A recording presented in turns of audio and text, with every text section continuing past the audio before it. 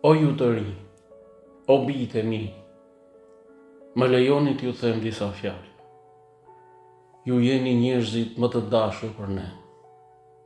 Ju jeni bijtë tanë, jeni fëmijë tanë, rinia jonë dhe familja jonë. E ardhmja jonë është në duart tuaja. Ne do të largohemi, ndërsa ju do të mbeteni. Prandaj, po ju drejtohem me këto fjalë. Përgatiteni veten për të ardhmen, pajisuni për të.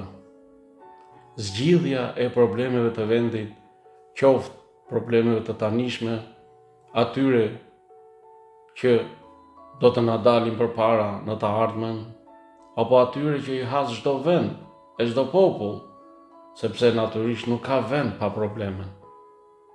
Zgjidhja e tyre varet nga shpërthimi i vullnetit dhe qëndrueshmërisë brenda popullit.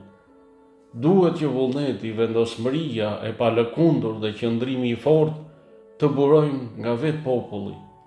Sytë të jenë të kthjellët e largpamës, ndërsa vetbesimi i fortë të qëndrueshëm.